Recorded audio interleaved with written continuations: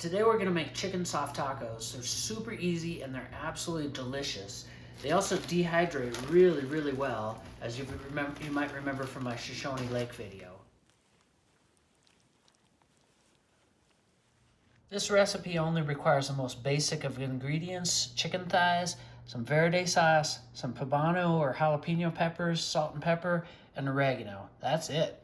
Start out by having the poblano peppers. You can also use jalapenos. And then you want to seed them and get all of that stuff out of there. Chop the peppers up fairly fine. Add the peppers to the crock pot. Add the jar of green salsa or verde sauce into the crock pot as well. Add some oregano as well. I just used some oregano I grew in the yard this summer. Go for about a tablespoon, two tablespoons or so. Take the chicken thighs and trim off the fat. It's best to get boneless, skinless chicken thighs for this one. I personally find it a little bit easier to trim the fat when the chicken thighs are still slightly frozen. You will have to cook them for a little bit longer, so just keep that in mind. Once you cut all the fat off, go ahead and season the chicken with some pepper and some salt.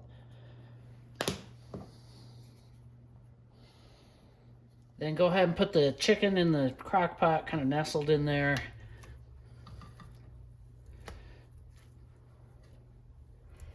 Cook the chicken for about 6 hours on low. I'm doing it that long because I do have sort of frozen chicken thighs is what I'm starting with.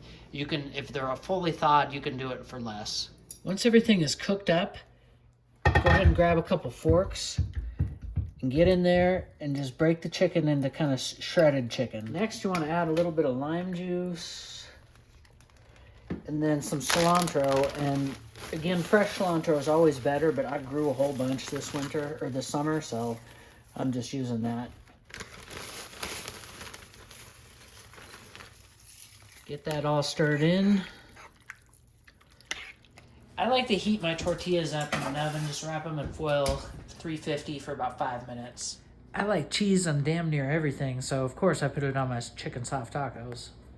You'll want to use a spatula or something slotted, because this recipe actually makes them real juicy. They're really good because of that, but they're just juicy. And again, this makes a really good camping or backpacking meal when you dehydrate it.